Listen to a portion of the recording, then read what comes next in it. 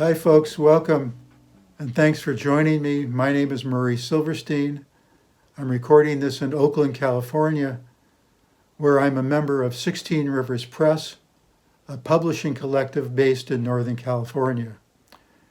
2 years ago, and in response to Trump's election, we published this book, America, We Call Your Name, Poems of Resistance and Resilience. It's a book of about 100 poems by poets living and dead, folks of all ages, backgrounds, and ethnicities, some famous, some not, but all in one way or another speaking to this time of crisis in our country, and we hope, to the awakening of new ways of being Americans, of being a country.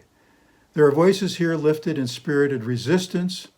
Sometimes they're angry, sometimes weary, sometimes patiently consoling, but always containing the vision of a kind of open space or a landing space ahead. And so, stitched together in their 9 sections, we offer these poems at this moment as vessels of hope. We invited 9 of the poets who contributed to the book to read for this video and asked each to record a few words of introduction and then to read their own poems and one other from the book. Last year, the press received a grant to offer the anthology to schools, and this video is part of that project. To date, we've given class sets of the book to about 40 classes around the country, to classes in high schools, in colleges, and in prisons. We'll show you some images of this work from one of the high school classes at the end of the video. But here, let me say this project is ongoing. So let me give a shout out to any of the students in classes, real or virtual, who might be watching. And to all of you, we still have some books to offer. So if you know of any teachers or students who you think might be interested in this project, please have them contact us through our website at 16 Rivers Press. Czeslaw Miłosz, the great 20th century poet of resistance, wrote that in times of political, cultural, and even spiritual crisis, it's the central task of the poet to remind the soul of the people of an open space ahead. And so, summer 2020, in the midst of this terrible pandemic, with civil protest in our streets, and the election of our lifetime at hand, on behalf of 16 Rivers Press, America, we call your name, and not without hope, for an open space, a breathing space ahead. Thanks again, everyone, for watching, and now let's cut to our first reader, the poet Joshua Bennett.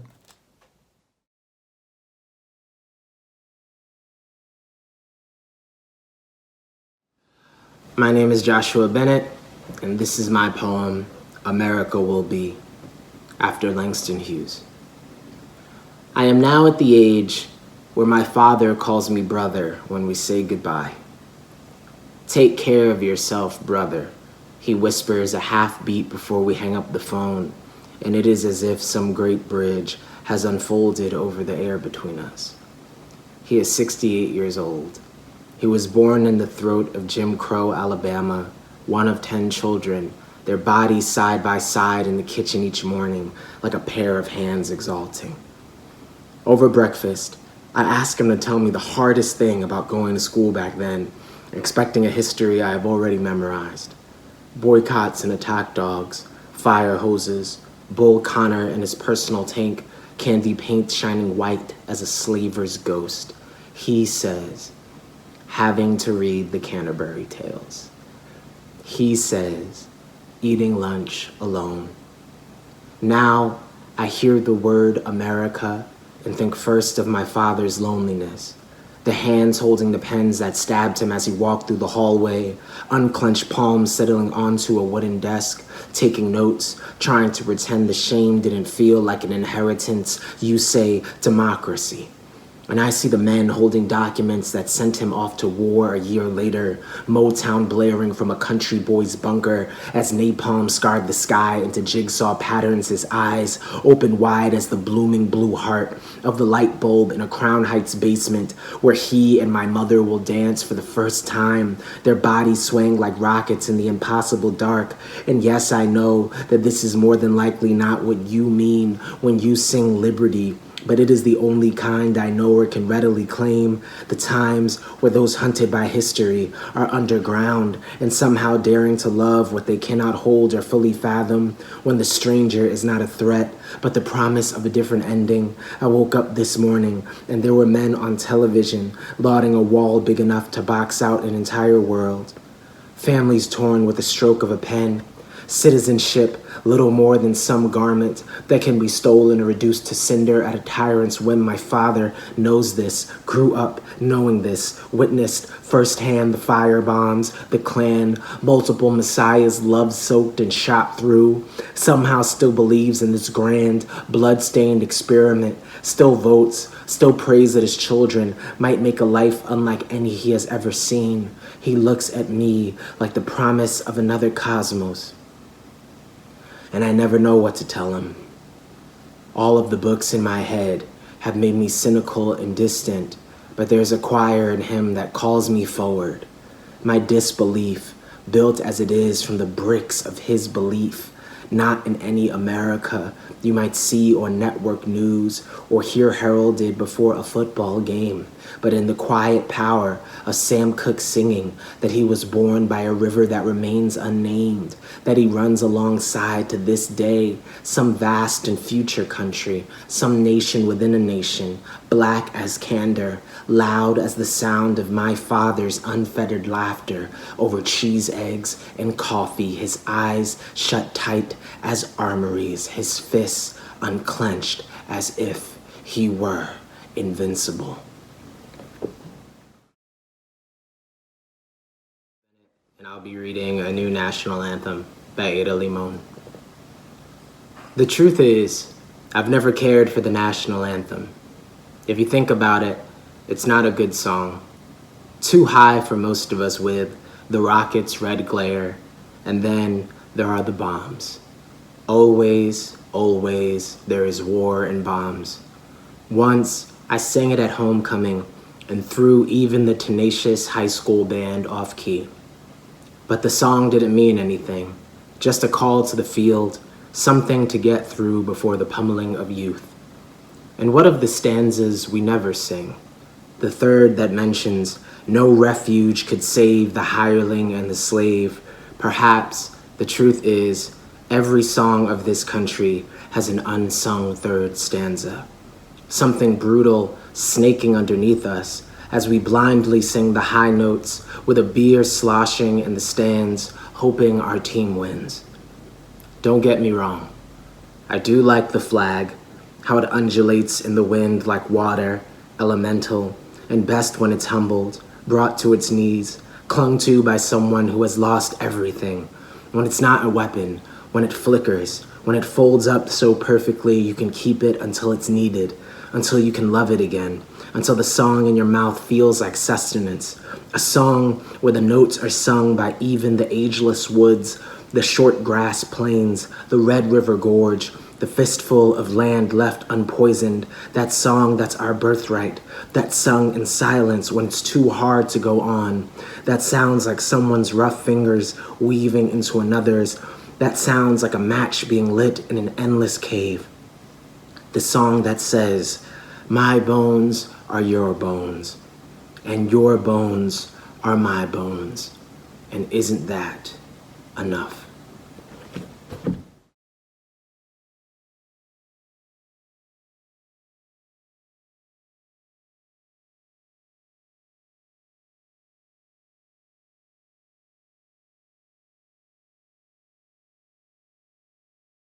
My name is Mai Der Vang, and I'm a poet. I teach in the MFA Creative Writing program at Fresno State. The poem I'm going to read is called Dear Exile. And when I wrote this poem, I was thinking about my parents who came to this country as refugees from Laos just after the Vietnam War. And the poem tries to explore the idea and the feelings of loss that happens when you have to leave a place that you love, knowing that you may never return to it. Dear exile, never step back, never a last scent of plumeria. When my parents left, you knew it was for good. It's a herd of horses never to reclaim their steps. You became a moth hanging down from the sun, old river calling to my mother, kept spilling out of her lungs. Ridgeline vista closed into the locket of their gaze. It's the Siberian crane forbidden to fly back after winter. You marbled my father's face, floated him as stone over the sea, further every minute, emptying his child years to the land. You crawled back in your bomb. It's when the banyan must leave, relearn to cathedral its roots. The poem I've chosen to read is The Baggage by Irma Pineda, and I chose this poem because I found it to be in conversation with my own poem, the idea that you can pack all of your belongings and your possessions and leave a place, but that one day you must return to it, and that you should return to it because the body and maybe even the spirit will naturally be called back to the place that gave birth to it. The baggage. Prepare your baggage. Leave everything heavy, whatever might be an obstacle to your feet along the trails. Light as a feather you must leave, to leap, to fly. Pack your bags for good. Leave the pain here with me to look after. Leave the yearning so it does not sicken you there.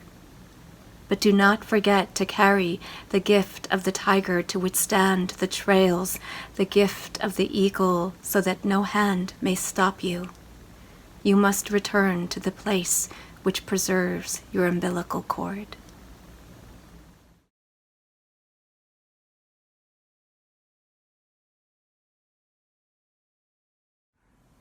My name is Forrest Hamer. I'm a poet as well as a psychoanalyst, and I'm going to be reciting a poem of mine, Repetition Compulsion. In psychoanalysis, the compulsion to repeat is often thought about it as motivated by something in the mind that is unremembered or unfelt or unformulated, and it's usually thought about in relation to individual behavior. But we can also think about it in relation to collective behavior, that is, what moves us as people in groups to repeat the same outcomes over and over. In this poem, I invite us to consider how it is we end up living out repetitive stories about race. What I'll also say about this poem is that it was an opportunity to think some things through, and as a consequence, it was somewhat heady, but one of the things about the poem that interested me was which words tended to repeat and which words were relatively rare. Repetition compulsion. You were telling the story, and suddenly one of the characters was African American, as if none of the others had race, as if race belongs first to one, and then by necessity to everyone, as if race hadn't been what we were speaking all along. You were telling a story, and still it isn't clear what race is supposed to mean, so I turn to the listener, who is also the speaker and also a character in the story, asking what to make of race between people, and what to make of the violence and excitements possible now that race waits in the attention people share. It would tell us its story about the mind we are always inscribing, mind speaking itself as attention, one of us noticing the African American, and the other noticing but not noticing the implications beyond one story about race, beyond a character not much of a mind except in response to being minded. But we don't speak the histories still resisting inscription, our sudden foreclosure, mindlessness in the American story we are going and are going to repeat. I want to read a poem by Terence Hayes titled American Sonnet for My Past and Future Assassin. It's one of very many of these that he's written, and one thing that intrigues me about them all is that it locates the future and the past in relation to a present other who might seek to annihilate or erase us. American Sonnet for My Past and Future Assassin. Rilke ends Archaic Torso of Apollo saying, "You must change your life." James Wright ends lying in a hammock at William Duffy's farm in Pine Island, Minnesota, saying, "I have wasted my life." Ruth Stone ends a moment saying, "You do not want to repeat my life." A minute seed with the giant soul kicking inside it at the end and beginning of life. After the opening scene where a car bomb destroys the black detective's family, there are several scenes of our hero at the edge of life. A shootout in an African-American folk museum, a shootout in the middle of an interstate rest stop parking lot, a barn shootout endangering the farm life. I live a life that burns a hole through life, that leaves a scar for life, that makes me weep for another life. Define life.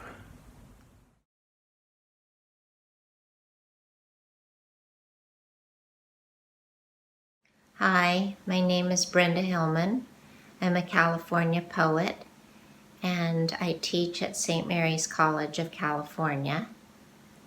And the poem I'm going to read, Short Anthem for a General Strike, was written after Occupy Oakland. I was thinking there needed to be some songs in relation to our protests, and this was first actually written with a little bit of music in the background, but didn't end up being a song. It ended up being a poem with a chorus to it.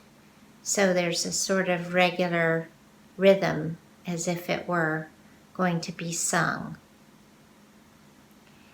Short Anthem for the General Strike. The unborn are giving speeches in their domino bastilles, the maybe spirits spread across the land. Vibrations of the vertical make the horned owl climb. The robots of the violent are at hand. Diebold springs the latch of the merciless vault. Quartz crystals make parabolas below. Stars come out like dandruff on the senator's coat as she throws her weight in Wall Street's private boat. There's a fire in water, there's a noose of comfort, there's an ark of comfort. Don't drink oblivion. In sunken leather basements of a document exposed, Genet writes in a lexicon we dream. Gardeners sneak past gardens when the fires are extra low. A source confirms the source in Pakistan. Now the shredder says whoa, whoa when grinding up the facts. Its Grendel teeth work better in reverse. It will still be grinding when the whole thing comes down, and a dolphin detour puts us back on course. There's a fire in water. There's a noose of comfort. There's an ark of comfort. Don't drink oblivion. I'm going to read Chioma Elliott's poem, I Imagine All the Place Names as Code. I chose this poem to read because I really love the mix of the dreamlike imagery and the repetitions in the poem, the way they sort of fold together, and that it mentions real places with a sort of song-like reverence for them. And also, I was really happy to discover the work of this poet. One of the nice things about an anthology like this is that you get to explore writers whose work you didn't know before. So I was really happy to learn about Chioma Elliott's work. And I thank the editors of the anthology for putting this together so that we could discover so many new voices that we didn't know before. I imagine all the place names as code, as a way of approaching a river, a kind of gill net, Willamette and Chehalis, verso and recto.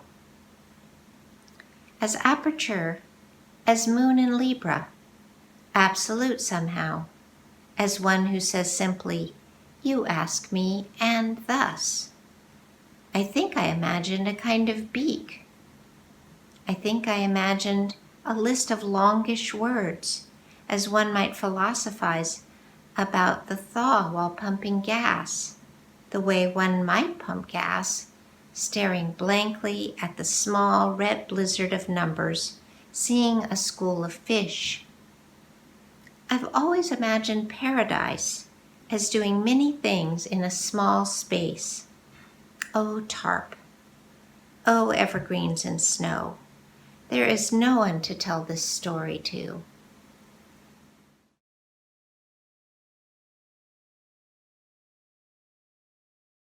Hi, my name's Camille T Dungy, and I contributed a poem to this anthology, America We Call Your Name, and I also wrote the foreword to the collection. And so if you have access to that, you could read some of my further thoughts about the ways and the reasons that poetry can act as a mode of witness and resistance and survival and resilience. The poem that I'm going to share right now is called What I Know I Cannot Say. And it was triggered after a visit to a place in the San Francisco Bay called Angel Island. Some people think of Angel Island as a space similar to Ellis Island, an immigration stopping point for those coming to America primarily via the Pacific, in this case, rather than the Atlantic. But there was one fundamental difference between Ellis Island and Angel Island, which is that you really only ended up on Angel Island if there was an issue with your immigration status. And as with many things that happen today, which feel like recording and remembering of things that have happened in our past, in fact, the most common or similar connection with Angel Island would not be to Ellis Island in America, but to our detention centers all over this country where we keep immigrants whose status is suspect or in some way in jeopardy. What I know, I cannot say. We sailed to Angel Island, and for several hours, I did not think of you. When I couldn't stop myself finally from thinking of you, it was not really you, but the trees. Not really the trees, but their strange pods blooming for a while longer.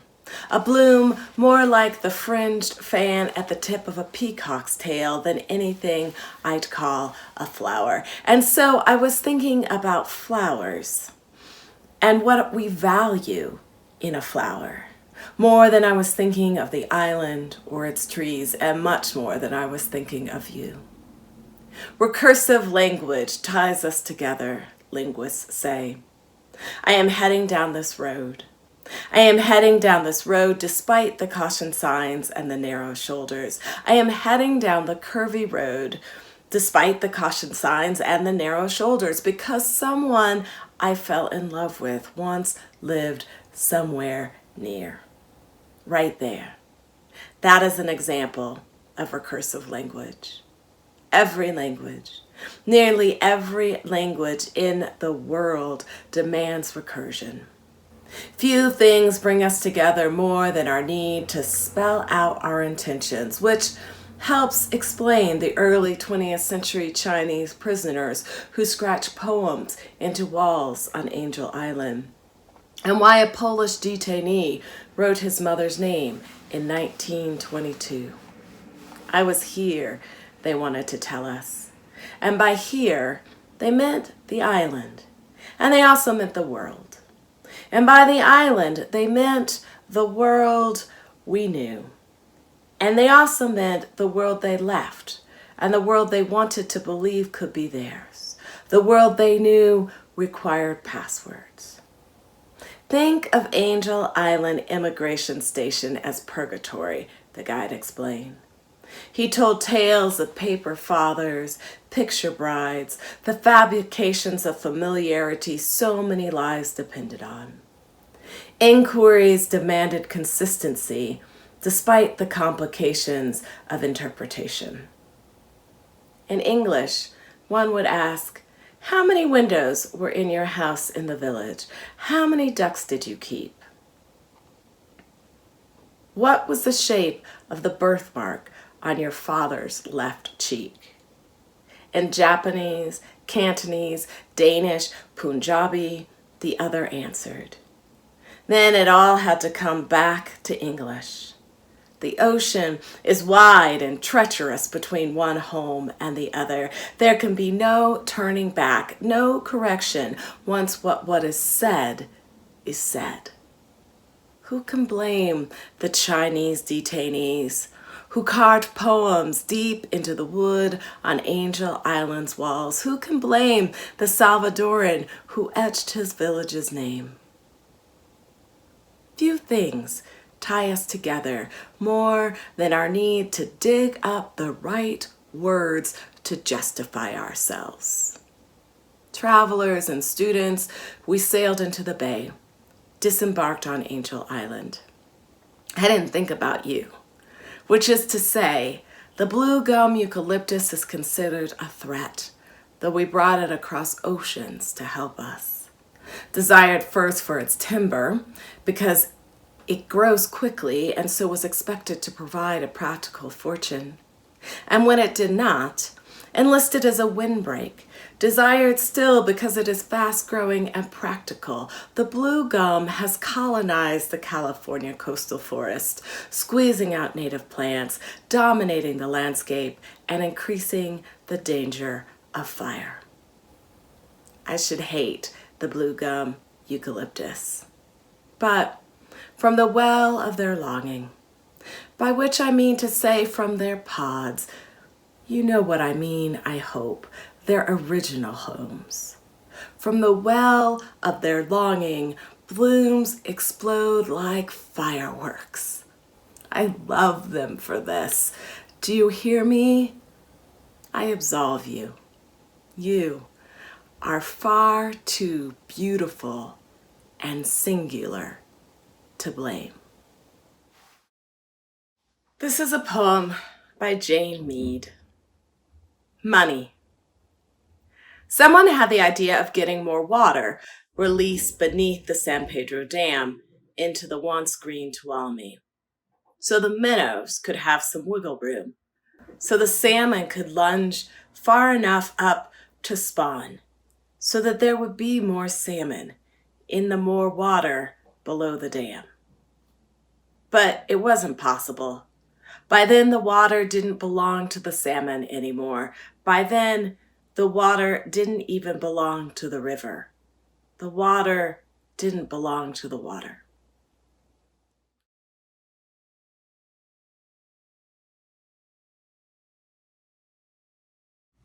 My name is Rick Barrett, and I'll be reading my poem, Coast Starlight. The Coast Starlight is the name of the Amtrak line that runs between Seattle and Los Angeles. A lot of the journey is on the coastline, so the landscapes of the trip are quite beautiful. I often take the Coast Starlight when I travel to Portland, Oregon, which is a few hours south of where I live, here in Tacoma, Washington, just south of Seattle. I wrote Coast Starlight after one of these trips to Portland, where I visited a poetry class and discussed political poetry. The conversations I had with the students lingered in my mind and mixed with the things I saw outside of the train on the trip back home. And this is the poem that was the result of that. Coast Starlight. Out of the station, out of the rail yards braiding and unbraiding tracks, onto the one track skimming the edge of the coast's flat gray water. On one side, marinas and houseboats, and the demolished timber mill's supports, sticking out of the water like burned matchsticks. On the other side, the crumbling spread of landscape. Woods, little woods where there are as many trees toppled over as there are live ones. Moss on everything, an earnest green fuzz. The ferns deeply wet. Then the junk in the poor yards behind factories, trailers, houses. Morning, and the light is the day's information. What was I talking about? Talking about the place of the political in poems, the students writing down what I said to them. That you have to keep distressing the canvas of the personal, that you need to ask what is left out for beauty's sake, to see how the unspoken will inflect the things you have allowed yourself to say. Now these marshy places, grasses and cattails, which are not caricatures of knowledge, pools of milky green water, and the creeks curving into sudden sight like a heartache, the mind going over and over things, not knowing what to do with the world, but to turn it into something else. This poem is What Kind of Times Are These by Adrienne Rich. I've chosen this poem because Rich is a very important figure for me. For Rich, her sense of political awareness and conscience was never far from her everyday life, her intellect, and her emotions. Everything converged in the lyricism of her poems. And in that way, she's a model for the kinds of things I want to do in my own poems. Rich is also a key figure in American poetry overall, so I'm not the only one who considers her an exemplary poet. What kind of times are these? There's a place between two stands of trees where the grass grows uphill, and the old revolutionary road breaks off into shadows near a meeting house abandoned by the persecuted who disappeared into those shadows. I've walked there picking mushrooms at the edge of dread, but don't be fooled. This isn't the Russian poem. This is not somewhere else but here, our country moving closer to its own truth and dread, its own ways of making people disappear. I won't tell you where the place is, the dark mesh of the woods meeting the unmarked strip of light, ghost-ridden crossroads, leaf-mold paradise.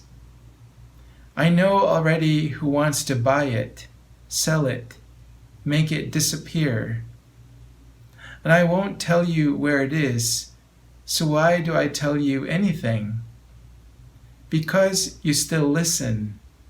Because in times like these, to have you listen at all, it's necessary to talk about trees.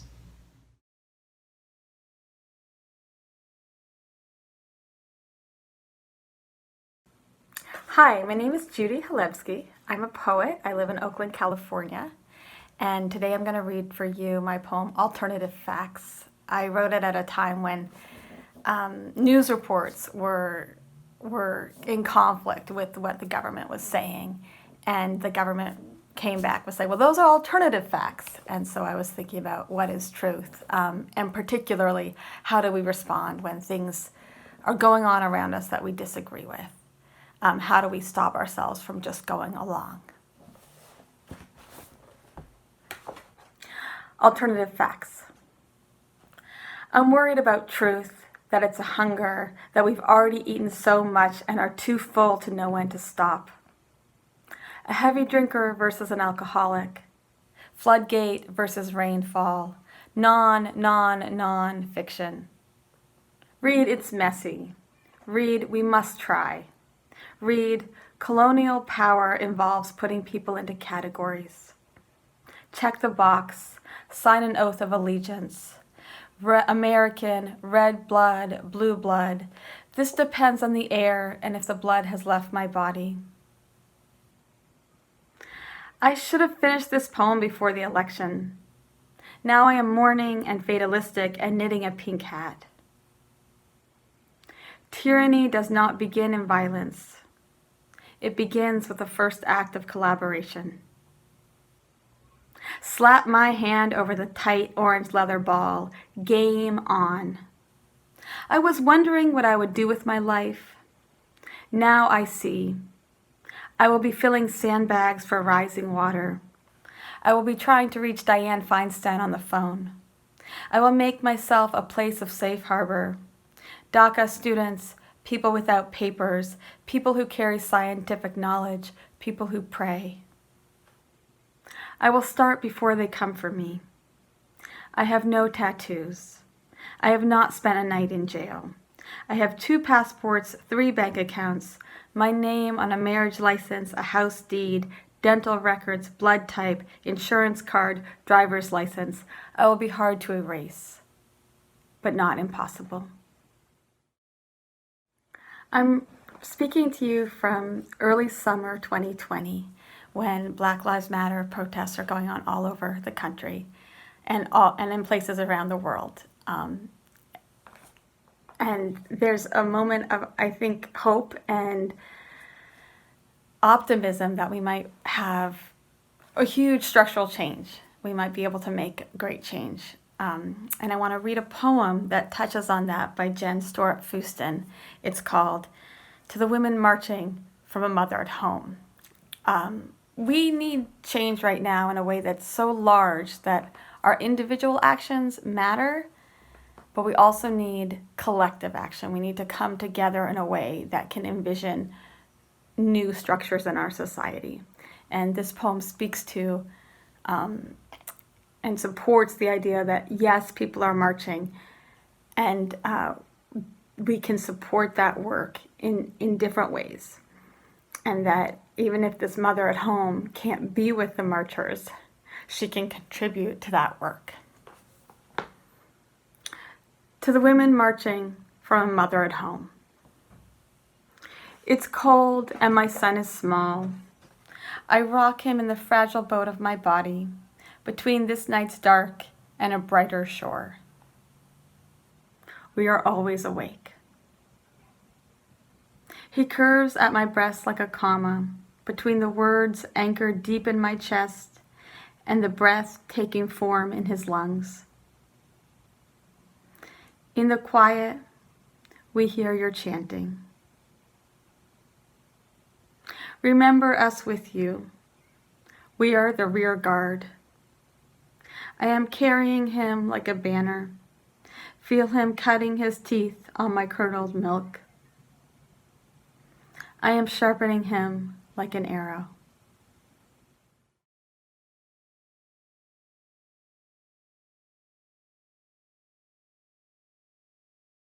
Hi, I'm Dante Di Stefano, and I'm going to be reading my poem, The 45th Psalm. I started writing this poem shortly after Donald Trump became the 45th president. And I'm a high school English teacher, so I was thinking through some ideas about what to say to my students at that particular time. And I was thinking about all the contradictions that are at the heart of this nation we live in. A nation where safety for some is predicated on violence against many others. A nation founded on radical ideals of freedom, and yet also built on the backs of enslaved and oppressed peoples. And it's difficult to hold those contradictions in your heart and in your hands. And sometimes when you think about those contradictions, you might fall into despair. And so in times in my life when I felt profound despair or dismay, I've only found 2 recourses that really work. One is poetry and the other is prayer. So here's my poem, The 45th Psalm. Lord, don't let us give over our daughters and sons, our empire and atom splitting, our embryos, arroyos, frontiers, stars shooting across the sky and manacled to our amendments. Lord, don't let us give up hope. Let us call desire a kingdom, and naivete the root of all being. Let us call America matriarch brawling in the moonlight, gutter blessing, vast mesa swooning possibility, violent old umbilical fiction, wounded badger, rabid, fretfully quilled porcupine, sweet brown muzzle of a stray, endless orchard of rotten jubilees. Render equally caliber and psalm. Quiver us with mercy and forgiveness. When the powerful arrow us with wreck, let us aria ourselves unbounded. Let us sing the rose inside out, eagle ourselves into hymns, and hymnal ourselves into clover, prairie, rocket's red glare, flag triangled from a soldier's casket. Lord, don't let us anthem ourselves with stripes and handcuffs, welts, and beautiful cages. Lord, let us pledge allegiance to the meek, reject the bomb, the bombast, the language of tirade, tyrant, the compendium of invective playing one nation. Let us river out indivisible. Let us yellow spindrift and chickadee. Let us aloe on from sea to shining. Let us pray for a promise unshackled. Let's have faith in bee, zigzagging bramble. God bless the mule, the plow, the molecules in my fingertips as I write this line, the millennia slumbering inside the small dot at the end of this sentence, the histories buried in my saying, the slow, painful cottoning to justice. Let us rewrite our own carnal memoirs without suspending habeas corpus. Let us perpetually immigrate, our visas printed on buffalo hides, our ID cards etched in the eye socket of an antelope skull. Let us praise you alike in bluest sky and in storm cloud. And I'm going to be reading you a poem by Bei Dao called The Morning Story. Bei Dao was born in China in 1949. He is a famous poet and activist. His poetry and activism helped inspire the 1989 pro-democratic reform Tiananmen Square protests. For his role in those protests, he was exiled from his homeland. And although the poem speaks directly to repression in communist China, I think it also speaks profoundly to the United States we live in 2020, because it's all about the violent power of language to change, but also to suppress dissent and to silence people. The Morning Story by Bei Dao. A word has abolished another word. A book has issued orders to burn another book. A morning established by the violence of language has changed the morning of people's coughing. Maggots attack the kernel. The kernel comes from dull valleys, from among dull crowds. The government finds its spokesman. Cats and mice have similar expressions. On the road in the sky, the armed forester examines the sun that rumbles past over the asphalt lake. He hears the sound of disaster, the untrammeled sound of a great conflagration.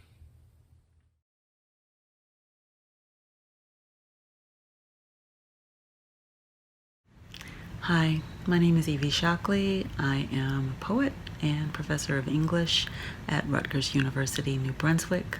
I have a book of criticism, Renegade Poetics, Black Aesthetics and Formal Innovation in African American Poetry, and 3 books of poetry, most recently Semi-Automatic.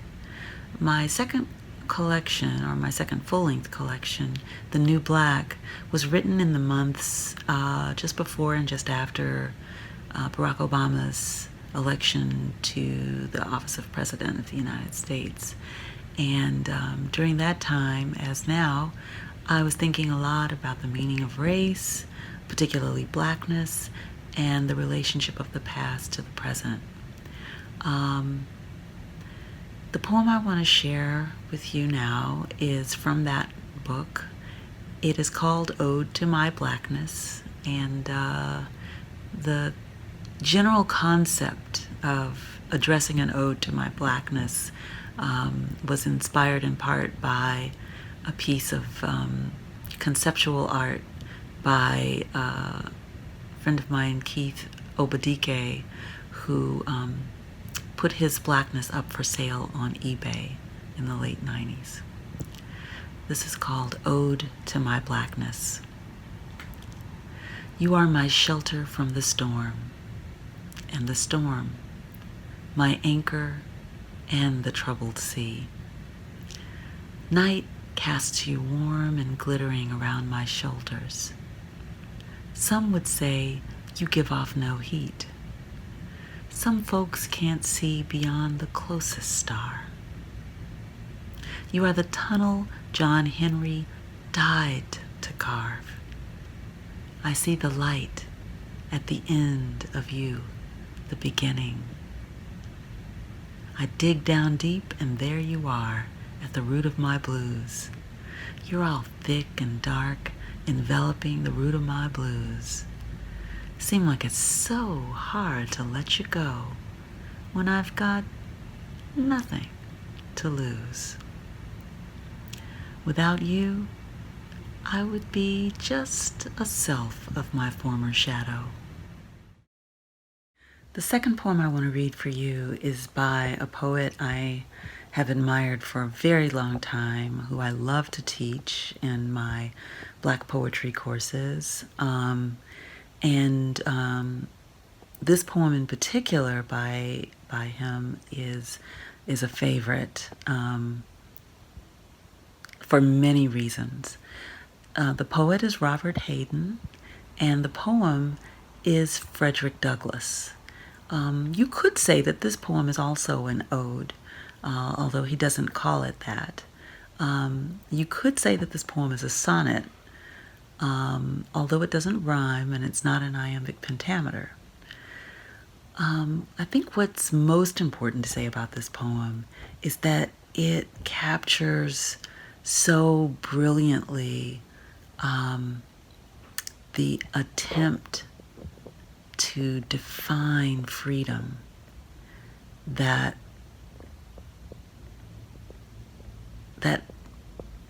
wonderful quality that Frederick Douglass was seeking to define, and that sadly, over 100 years later, Robert Hayden was still seeking to define, and that we now continue to seek to define.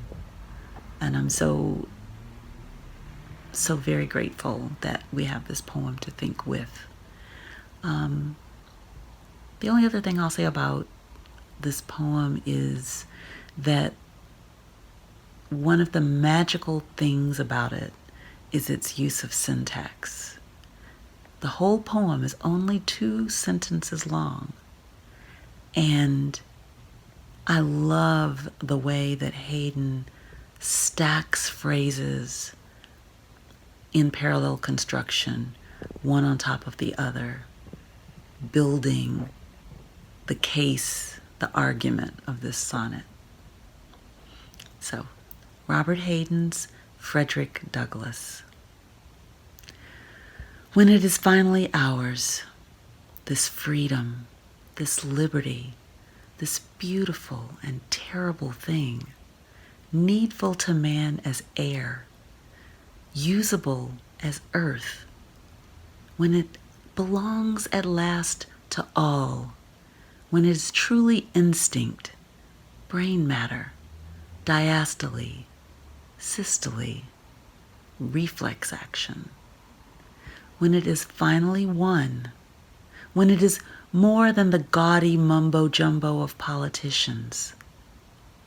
This man, this Douglas, this former slave, this Negro beaten to his knees, exiled, visioning a world where none is lonely, none hunted, alien. This man, superb in love and logic, this man shall be remembered. Oh, not with statues rhetoric, not with legends and poems and wreaths of bronze alone, but with the lives grown out of his life, the lives fleshing his dream of the beautiful, needful thing.